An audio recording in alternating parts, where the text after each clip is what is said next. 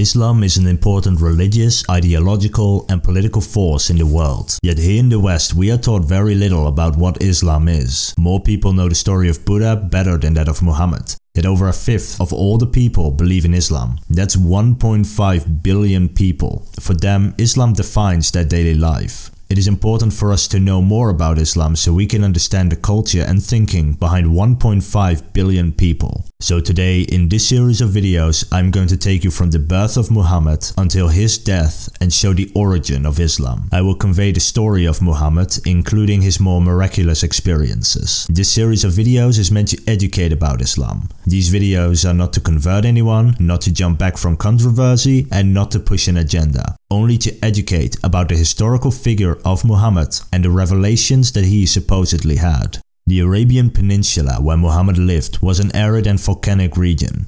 Communities were dotted with cities and towns located near oases. People lived in tribal groups, it was their identity. Just as today you feel Russian, South African, Brazilian. Back in those days, in that region, it was your tribe who determined with whom you belong and who protected you. The area was dotted with many nomadic tribes and settlements, where many gods and goddesses were worshipped as protectors of individual tribes. The spirits often associated with sacred trees, stones, and springs. The Arabian Peninsula was caught between two large empires, the Byzantine Empire and the Sassanid Empire. Now I know what you're wondering, am I going to draw Muhammad? Yes, while very few paintings have survived of Muhammad himself, there are very detailed descriptions on how they looked. Let me recite. Muhammad is neither too short nor too tall. His hair neither curly nor straight but a mixture of the two. He is a man of black hair and large skull. His complexion has a tinge of redness. Muhammad was born in Mecca in the year 570. Unlike the birth of Jesus, however, there are no miraculous events associated with his birth. Muhammad's birth was an ordinary one. He was part of a prominent family in Mecca, but his childhood is laced with tragedy. His father had died 6 months before he was born, and when he turned 6, his mother died as well. Muhammad was then placed in the care of his grandfather, who died 2 years later, until eventually coming under the care of his uncle Abu Talib. This wasn't a loving care, rather Abu Talib saw to it Muhammad did not die of starvation, but because he was a minor member of the family, it was culturally unacceptable to do more than that in those times. But this wasn't to say the boy was completely rejected either. Abu Talib took the young Muhammad on a caravan trade mission to Syria and he eventually became a merchant, trading between the Indian Ocean and the Mediterranean Sea. By age 20, Muhammad had built a reputation of honesty and trustworthiness. He was so trusted in fact that he was asked to mediate. When the central shrine of Mecca, the Kaaba, was damaged in one of the frequent flash floods, it was Muhammad who was asked to mediate a dispute between clan leaders. There was an agreement over who would put back in place in the Kaaba the last stone, the black stone, a sacred stone. This was an honor and clan leaders couldn't decide who should receive this honor of putting the black stone back. So Muhammad came with a solution. Put the black stone on a cloth. Then all the men would together place the stone using the cloth. The cloak and the story became important Muslim symbols for later poets and writers. Khadija, a 40-year-old widow merchant in Mecca, heard about Muhammad. After Muhammad came home from an exceptionally successful trade mission, Khadija proposed to Muhammad, and he accepted. Theirs was a happy marriage. She was not only his wife, but also his friend, his confidant, and his moral support. They had 6 children together, 4 daughters of which survived until adulthood. As Muhammad entered his 40s, he started to have a personal crisis. He was discontent with his life and the world in which he lived, wondering the purpose of it all. And Muhammad began making regular spiritual retreats to a cave on Mount Hira. According to Muslim tradition, he was meditating as usual and fell asleep. Then suddenly, he woke in terror, his body shaking uncontrollably. As he lay there, completely shattered, he heard a voice saying one word, "Read." The illiterate Muhammad replied, "I can't. I'm not one of those who can read." The voice replied, "Read." And once again Muhammad replied, "I'm not one of those who can read." Then the voice returned a third time, "Read." And this time Muhammad asked, "What shall I read?" And the voice replied, "Proclaim, in the name of thy Lord and Cherisher, created man out of mere clot of congealed blood. Proclaim, and thy Lord is most bountiful. He who taught the use of the pen, taught man that which he knew not. This sentence would become the first verse of the Quran. Muslim tradition states that Muhammad ran home terrified to his wife. She consoled her husband and reassured him that he did indeed hear the voice of the Abrahamic God and convinced him that he was his prophet. And so, according to the Muslim faith, this is how Muhammad the merchant became Muhammad the prophet. Muhammad had received a revelation from the Archangel Gabriel and was convinced by his wife that he was the prophet of God. According to Islamic tradition, for the next 3 years Muhammad spent his life in deep meditation and praying. For 3 years he did not hear the voice of his God. According to some sources, Muhammad was in such despair that his God might have forsaken him that he considered flinging himself off a mountain. But after 3 years he heard that voice once more. This second revelation made Muhammad understand that he was truly the prophet of his God and that he had been commanded by God himself to spread his message. These revelations eventually turned into the Quran. Islamic tradition states that the Quran is the literal word of God passed down to Muhammad. It is, for example, offensive to say to a Muslim that Muhammad is the author of the Quran. Muslims see God as the author and Muhammad more of a publisher, the person to whom the message was first revealed and the first human to write it down. The first converts were Muhammad's family and a friend who bought slaves to set them free, gaining Muhammad a small yet loyal group of followers. In the year 613, God supposedly told Muhammad to openly spread the word, initiating a phase of public preaching. Muhammad often pointed out that he wasn't preaching anything radically different from Judaism or Christianity. They worship the same God as the Jewish and Christian gods. Islam is seen as a continuation of these Abrahamic religions, the final piece of God's message, the literal word of God, uncorrupted by the word of mouth. Muhammad made clear that the religion of Islam is simply building atop the Jewish and Christian religions, that his new religion is actually the old monotheistic religions, except more accurate, that this is the same God people have always heard preachings of. According to Islamic tradition, in the year 620 AD, Muhammad was visited by the Archangel Gabriel once more, this time in the middle of the night in his own home. Gabriel brought with him the winged horse Burak, the heavenly steed of the prophets. Burak carried Muhammad to the Father's Mosque. It is disputed whether this mosque was in Jerusalem or in heaven, but in any case, Muhammad prayed there and was tested by God. He was presented a vessel of wine, a vessel of water, and a vessel of milk. Muhammad chose milk, to which the Archangel Gabriel approved and said, "You have chosen the natural instinct."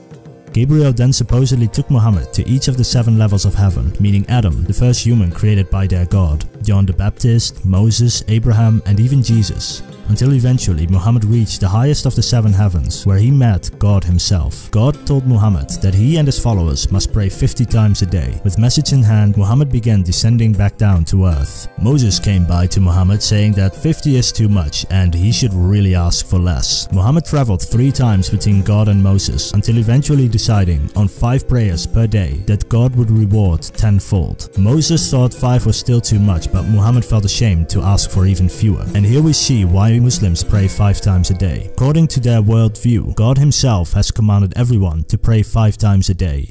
How could you disobey such a small request from God? The one who gave you everything, the creator of everything there was or will be. This is the worldview of Muslims. This story is important in Islam. You see, the way Muslims see Jesus, for example, is not as the son of God, but as one of God's many prophets, starting with the first human created by God, Adam, and continuing on to Moses, who parted the Red Sea, Jesus, and now the last of the prophets, Muhammad. What this story symbolizes to Muslims is that Jews, Christians, and other followers of the Abrahamic religion are all following a corrupted version of God's word. To the followers of Islam, these religions are outdated as the last of God's prophets has arrived delivering the last message of God to the people of earth. A message not corrupted by humans but written down literally word for word by Muhammad. Those people, if they truly believed in God, should naturally become Muslims. Yet on the other hand, those same people follow God more than any pagan. In Islamic societies, Muslims were often given the most rights. Christian and Jewish communities were given most yet not all rights and had to pay a small tax. And pagans got the worst deal with fewer rights and more taxes. Back on earth, Muhammad called the local chiefs of Mecca to a mountain where he declared the oneness of God, which boils down to Allah being the only God and the creator of the universe. Later he also organized dinners where he would convince people of his message. Muhammad preached of serving God and his final judgment. He preached about heaven and hell. He preached of helping those in need and living a pious life free from wealth. This attracted the younger brothers and sons of great merchants who had nothing to inherit, those who had fallen out of favor in their tribe, and the unprotected foreigners, creating their own clan, not based on blood relations but on a common belief in the God of Islam being the one and only God. Parts of this still hold true today. To be a Muslim, one must proclaim that there is but one God, Allah, and that Muhammad is his prophet. But these ideas didn't sit well with the leaders of Mecca at the time. They were merchants who became rich from people traveling to Mecca on their pilgrimages. If all the other gods were false, why would anyone still travel to Mecca to appease the gods at the Meccan shrines? Who would they have to trade with and get rich? And giving up your own wealth? Not going to happen. Although in hindsight the Meccan pilgrimages did just fine under Islam, Muhammad gained more and more followers every day. He was becoming a problem. The clan leaders tried getting to some arrangement to just make Muhammad stop preaching, even bribe him with lofty positions, but Muhammad refused. Then the people of Mecca harassed Muhammad's followers, torturing some of them, and even an assassination was attempted on Muhammad's life. Living in Mecca had become unbearable. It was time to leave. A delegation arrived from the nearby city of Medina. 12 clans had come to Muhammad to ask him to help in their dispute. This was Muhammad's specialty. As you'll remember from last episodes, Muhammad was always seen as a reputable man who excelled at finding common grounds for people as a neutral outsider. The 12 clans of Medina invited Muhammad to serve as their chief arbitrator for their entire community. For Muhammad to leave Mecca and to come live with them instead in Medina. Medina had been suffering from infighting for 100 years. The city held the concept of a blood feud and eye for an eye, so someone would feel it justified to kill a man of another clan. Then they would fight over whether it was actually justified, resulting in more killing. This would result into more fighting over whether those killings were actually justified. You see where I'm going with this? Even the clans of Medina saw that this type of justice could no longer work. So Muhammad created the Constitution of Medina, establishing a sort of alliance between 12 Medinan tribes and the new Muslim immigrants from Mecca. It specified the rights and duties of all citizens and how different communities were supposed to treat each other. Establishing new laws in Medina was a huge PR boost, and Muhammad's preachings had become especially effective. Many pagans converted to Islam, and even prominent Medinan leaders converted. In 624, Medina received another revelation from his God, telling him to face Mecca when praying rather than Jerusalem. Here we see why Muslims always face Mecca. According to the Muslim worldview, their God, their creator, their highest being, asked them not only to pray 5 times a day, but to pray 5 times a day towards Mecca. This is not such a big request, is it? They are already praying, they have to do it in some direction anyway, so does it really matter so much if it's towards Mecca or somewhere else? As long as the one who gave them life, who created the universe for them, was happy. This is why Muslims are so adamant about facing Mecca during their prayers. But back in Mecca, they had not forgotten about Muhammad. The Meccans began seizing the property of Muslims who emigrated to Medina. Muhammad delivered Quranic verses permitting Muslims to pick up arms in self-defense, and small conflicts started breaking out between the Muslims and Meccans. In this fight, Muhammad employed 3 broad military strategies. The first was to ally himself with all the tribes surrounding Medina who could possibly hurt the Muslim people. Secondly, he dispatched small groups to obtain intelligence and gain allies in and around Mecca. And third, raiding Meccan trade routes, the most important source of income for Mecca. The Muslims managed some early victories and disrupted several Meccan caravans. This could no longer do. Mecca sent an army of 1,000 men to defend their next trade convoy. Muhammad marched out of Medina with an army of just over 300. A Meccan scout saw the Muslims arrive in Badr and positioned themselves on a slope around a well. When the scout returned this information, the Meccan army broke camp at midnight and marched into the valley of Badr. It had been raining. The army was tired dragging themselves, their horses and their camels uphill. Scouts reported that Muhammad's army was small but well positioned, which would lead to high casualties on the Meccan side, further demoralizing the Meccan forces and fracturing their leadership. But they went ahead anyway. Both sides amassed their forces opposite of one another. The battle began with 3 champions on either side who would fight in a 3-on-3 melee. All 3 Meccan champions were killed, and only one Muslim was wounded. Now, both armies began showering each other with arrows until the arrows ran dry. Then the Muslims charged. From their position atop the hill, they came thundering down into the demoralized Meccan army. The Meccans, unenthusiastic about fighting in the first place, tired and seeing their champions all die, fled the battle. The battle lasted only a few hours, and Muslims and Quranic sources would later speak of thousands of angels descending down from the heaven to terrify the Meccan army. In the end, 14 Muslims were killed, while 70 Meccans lost their lives and another 70 were captured. This battle would change the course of history.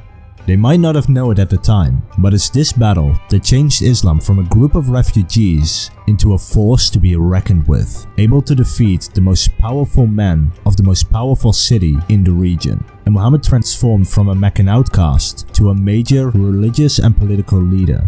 On the Meccan side, however, most of the leaders were killed, making a man named Abu Sufyan to become the leader of Mecca by default. The Meccans needed to regain their prestige, which they had just lost. Abu sent out 3,000 men to attack Muhammad directly. Muhammad considered staying behind his walls for protection, but younger Muslims convinced him to fight outside the gates, or else Abu Sufyan would burn the crops. Muhammad personally led an army of 700 men, but a lack of discipline led to their defeat. 75 died and Muhammad was wounded, although not critically. The Muslims retreated back to Medina. Muhammad claimed to have received another message from God. This defeat was punishment for disobedience towards God and a test of their steadfastness. Abu Sufyan, however, received a false report that Muhammad was dead, and so concluded that prestige was restored and decided there was no further need for bloodshed. Returning home, however, he heard that Muhammad was still very much alive. He rallied as many tribes as he could, trying to gather an army that would crush the Muslims once and for all. Muhammad tried to stop it by assassinating chieftains and surprise attacks on individual tribes. This made Abu Sufyan's cause all the more compelling. They united to crush the threat Muhammad posed.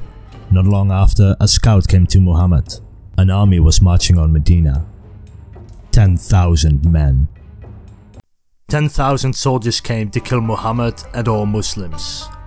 This would decide the fate whether Islam would die or survive. This will be the largest battles Arabia had seen to date. Abu Sufyan gathered 4,000 foot soldiers, 300 horsemen, and almost 1,500 camel riders. A Jewish tribe who were expelled from Medina by Muhammad 2 years prior. They began rousing the nomads around Mecca and Medina and paying others to fight alongside them. In total, this confederated army gathered 10,000 soldiers and 600 horsemen. With this giant army, Sufyan marched on Medina. Muhammad gathered the Medinans to discuss battle plans. Should they fight out in the open like before, or should they hide behind the protection of their walls? Ultimately, a third option was chosen. The outnumbered Muslims would dig a deep trench on Medina's northern side. The other side was protected by natural barriers such as rocky mountains and trees. No army could pass from those sides anyway. For 6 days, every able man helped to dig this trench, including Muhammad himself. This battle coincided with a near famine in Medina, and all the food had to be harvested early and brought into the city, leaving the Confederate armies without lands to live off. Lastly, all men over the age of 14 would help defend the city, except for a Medinan tribe called the Banu Qurayza, who tried to stay neutral in this whole business. And so Muhammad's army totaled only 3,000 men against Abu Sufyan's 10,000. They arrived at Medina, cutting the city off from any supplies. For 2 to 3 weeks they sat behind a trench, throwing insults, Quranic phrases and arrows at each other without much effect. Sieges were uncommon in the Arabian Peninsula at the time, and Abu Sufyan was unprepared. The food in the countryside had already been harvested. They started to low run on supplies. The Confederates tried to attack with horsemen, in the hope of forcing a passage through the Medinans, but the Medinans were too well entrenched. The Meccan veterans grew impatient with this deadlock. About 1,000 soldiers attempted to thrust through the trench and managed to cross it, occupying a marshy area on the other side, but not willing to attack the Muslim forces directly after all. It would be 1,000 against 3,000, so they decided on a duel. Each side chose one man to fight on their army's behalf. The Muslims chose a man named Ali, and the Confederates chose Amr. Their blades met. 2 expert fighters matching blow for blow. a dust cloud started to gather, making it impossible to see what was going on. Finally, the soldiers heard screams hinting at a decisive victory, but unclear who was the victor. Then a man's voice rose out of the dust. God is the greatest. Ali had won. The Confederates holding a small patch of marsh were shocked, and in a state of panic they withdrew back to their side of the trench. Abu Sufyan was unwilling to attempt a full-on assault on the trench, as he believed the Muslim fighters to be superior in hand-to-hand combat. So he tried a different approach. Get the Banu Qurayza, the only tribe in Medina who hadn't committed their forces to either side, to come fight for the Confederates. At first, the Banu Qurayza refused to even meet the envoy, but eventually the envoy got inside and showed the Banu Qurayza just how many soldiers they had. Until the horizon, the land was filled with men ready for war. The leader of the Banu Qurayza eventually decided to join the Confederates against Muhammad, thinking Muhammad would lose. News of this quickly got back to Muhammad. He sent out 3 men to scout their camps, and they came back with the news that the Banu Qurayza were preparing for war. Things were starting to look grim for Muhammad and his Muslims. He hadn't prepared for the Banu Qurayza attacking him, and he had not stationed any men between him and their tribe. More bad news came to Muhammad.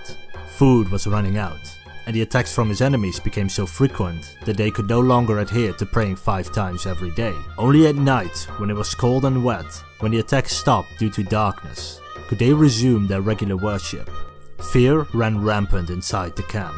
He sent 100 men and 300 horsemen to protect the city. Cavalry was not needed in the trench anyway. At night the men prayed loudly, to make it seem that there were more soldiers than there actually were, but they had reached the limits of their endurance. Muhammad then tried negotiating with one of the Confederate leaders, offering a third of Medina's harvest, if he would just take his forces and leave. The leaders of Medina immediately shut this idea down. This proud and ancient city would not need to resort to such low terms. But the Confederate leader was willing to talk to Muhammad, creating a seed of discord between the 10,000 strong army who had gathered from various tribes. Then a man named Ibn Masud came to pay Muhammad a visit. He was well respected among the Confederate leaders and had secretly converted to Islam. He had a plan. He went to the Banu Qurayza, who had just agreed to fight with the Confederates, and he told them, if the siege fails, the Confederates will abandon you, leaving you at the mercy of Muhammad. So to make sure that didn't happen, they should demand a high-born hostage from the Confederacy.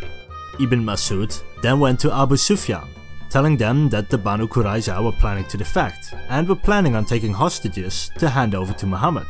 He went to several other leaders, telling them how Abu Sufyan would abandon them and they should ask for hostages just in case. Abu Sufyan, now suspicious of anyone betraying him, refused to give out any hostages. But this made the rest even more suspicious. Wouldn't he just hand over a few of his family members if he was planning on protecting us anyway? The Confederate soldiers were cold, wet, and running out of food. They had to attack now or risk starvation and mutiny. Abu Sufyan ordered the assault, but the other leaders simply repeated their request for hostages. Abu Sufyan ordered the assault again, but the soldiers just stood still. During that night, one by one, the armies of the Confederacy withdrew, and by the morning the siege had ended. Muhammad had lifted the siege, losing only a few men, while the Confederacy had heavy casualties due to starvation, cold, and unsuccessful attacks. Muhammad had lifted the siege, but the Banu Qurayza had betrayed him.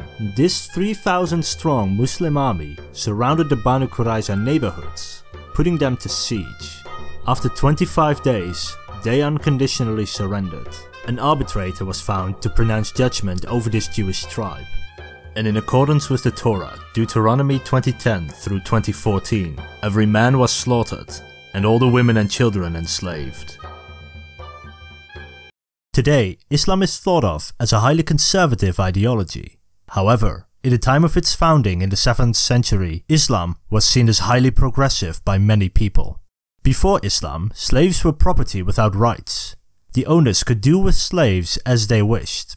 But under Islam, the life of a slave enormously improved. Slaves were seen as human beings, with a certain religious and social status which allowed them some legal rights.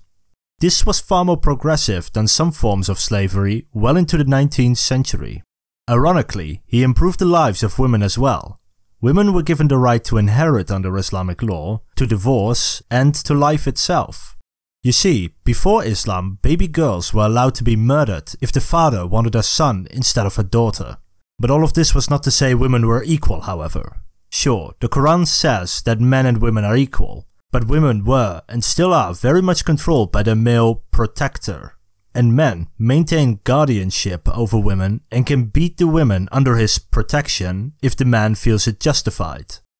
Interestingly, however, the practice of women veiling themselves came centuries after Muhammad's death. The veil was impractical for working, so a woman who would be veiled all the time showed that she didn't need to work, as her husband provided for all her needs. Islam changed marriage as well. Before Islam, a man could marry as many women as he could. Under Islam, however, a man was limited to only 3 wives. Which brings us to the matter of Muhammad's wives, of which he had 13 to 15, depending on which sources you believe. Muhammad's first wife was the love of his life, but she was around 20 years older than Muhammad, so he became a widower at 49. For as long as he was with her, she was Muhammad's only wife. But upon her death, Muhammad took on over a dozen new wives. Some he took for political reasons, cementing alliances through marriage. Others he took on for humanitarian reasons, such as the wives of Muslims killed in battle and had been left without a protector. And okay, I guess it's time to finally talk about the elephant in the room. And that's Muhammad's youngest wife, Aisha. According to traditional sources, Aisha was only 6 years old when she married Muhammad. But they did not consummate the marriage until she reached puberty at the age of 9. It is important to note that at the time it wasn't that uncommon to marry at such a young age and to consummate such a marriage at the beginning of puberty. But puberty generally started at a later age, and even at the time this marriage was highly controversial. When people call Muhammad a pedophile, this is what people usually refer to. Lastly, I want to talk about the historicity of Muhammad. Did he actually exist or not? Now, this might seem like a weird topic for the 5th episode in this series, but this series is not fundamentally about that. This series is about teaching what Islamic history looked like according to Islam. When looking at it from this perspective, the historicity of Muhammad is not that important. Muslims pray 5 times per day because they believe God commanded them to pray 5 times a day. Whether it is true or not, the practitioners of Islam still pray 5 times per day because they believe it. When looking at it from this lens, what is more important is the story around which this religion revolves and how that story affects the world. When examining whether Muhammad is an actual historical person or not, let's look at various historical sources. There is of course the Quran itself, but just as the Lord of the Rings doesn't prove the existence of Middle-earth, so too does the Quran not prove the existence of Muhammad. So instead, let's look at non-Islamic sources from that time period. And honestly, there are not that many. While there are certainly mentions of Muslim conquests throughout Arabia, there is no actual mention of Muhammad himself during his lifetime. All sources are either Islamic sources or written decades or even centuries after his death. So did he exist? Well, we simply don't know. It is quite likely a man named Muhammad existed around that time, although not certain. And it appears likely that some of his deeds are exaggerated, and he may have been less important than Islamic sources point him out to be, some speculating that he was raised to prophethood after his death. But in conclusion, there simply hasn't been enough research done into the topic, at least that I can find anyway. No peer-reviewed scientific study has thus far been conducted concerning the topic. So if you study history or theology, write a research article about the topic. You might very well be the first. To Muslims, the pilgrimage to Mecca, the Hajj, is the most important moment in their life. But Muhammad and his followers were never able to because of the Meccan rivalry with the Muslims at the time. But Muhammad had a vision. He would go with 1400 of his followers to Mecca. They took a different path in order to avoid anyone trying to stop them from reaching Mecca. When he got to Mecca, however, they showed a very important point. The all-important pilgrimages, the reason why Muhammad and his followers were no longer allowed to come to Mecca, were safe even under Muslim rule. Even if all of Arabia would convert to Islam, they would still have to come to Mecca once in their life. The rich lives of the Meccan leaders was not under threat from Islam. Emissaries were sent to and from Mecca. The Meccans by now, while not beaten, were definitely demoralized. They signed a treaty where they agreed to end hostilities, the deferral of Muhammad's pilgrimage to the following year, and agreed to send back any Meccan who emigrated to Medina without permission from their protector. Many Muslims were unhappy with this treaty, but over time they saw the great value it had. Meccans would see how much wealth the Muslims were bringing them with their religious belief of having to perform the Hajj once in their lifetime. On the other hand, it allowed Medina to grow in strength. During this time, Muhammad sent letters to many of the rulers in Arabia, including one to the Byzantine Empire and the king of Persia. But alas, peace did not last. Two tribes had started a fight. One tribe allied to the Muslims and the other to the Meccans. Muhammad sent a message to Mecca with three options. Either they pay blood money for the slain allies of Muhammad, break their alliance with the tribe, or declare the peace treaty null. The Meccans chose number 3. Muhammad gathered an army of 10,000 men, the largest Muslim army ever assembled until then. Abu Sufyan came to meet with Muhammad personally to try to get to some arrangement, but to no avail. Mecca lies in a valley, surrounded by black rugged hills with 4 passages leading into the city. Muhammad divided his forces in 4, one for each of the passes. The tactic was to attack Mecca from all sides at once, so the defenders couldn't focus all their strength on one side. And if they encountered stiff resistance on one side, they would still have 3 more they could launch a successful attack on. And that's exactly what happened. One column faced some resistance. The other 3 were peaceful and bloodless. Abu Sufyan surrendered the city to Muhammad and converted to Islam, conceding that the Meccan gods had proven powerless. Muhammad visited the Kaaba and pulled a Jesus, when he and his companions broke all the idols and their gods. He gathered the people of Mecca at the Kaaba and proclaimed, "There is no God but Allah." And from then on, leaders would come to him, rather than the other way around, with many curious about this new religion. But with new power came new enemies. Tribes had gathered to subdue Muhammad and were promptly defeated at the Battle of Hunayn. Then, Northern Arabia adopted anti-Islamic policies. Muhammad gathered an army of 30,000 men to march on them, but half returned home on the second day. Muhammad did not engage with hostile forces, but did receive the submission of some local chiefs in that region. The year is now 632 CE. Muhammad is 62 years old. He finally completed his first true Islamic pilgrimage, setting a precedent for the great pilgrimage that Muslims undertake every year. Muhammad knew his time would come soon, that his life was about to come to an end. He held a farewell sermon at Mount Arafat, east of Mecca. In the sermon, he advised his followers not to follow certain pre-Islamic traditions, such as old blood feuds, disputes on tribal grounds, and that no white should hold superiority over black, nor black hold superiority over a white, except in piety and good action. He instructed his male followers to be good to women, and told them that they were entitled to discipline their wives, but should do so with kindness. Somehow. He upheld the sacredness of 4 lunar months each year and proclaimed, "Today I have perfected your religion, and completed my favors for you, and chosen Islam as a religion for you." This is how Muslims saw Muhammad, the last of God's prophets, who had perfected the old religions of Judaism and Christianity. Muhammad passed away a few months later, falling ill with fever before he died, resting his head on one of his wife's laps. Muhammad was buried where he died, in his house. Today on that spot stands the Green Mosque of Medina. In life, Muhammad had unified much of Arabia. He had created a new religion that today has 1.5 billion followers, and it led to the downfall of Byzantium over 800 years later, the last of the Roman empires. After Muhammad, the Islamic Caliphate expanded from Arabia all the way to where Pakistan and Spain lie today. But with Muhammad's death, disagreement broke out over who his successor should be. This was a dispute between 2 men, Abu Bakr, Muhammad's friend and collaborator, or Ali ibn Abi Talib, Muhammad's cousin and son-in-law. This dispute over Muhammad's successor split the Islamic faith in 2, creating the Sunni and Shia split we see today among Muslims.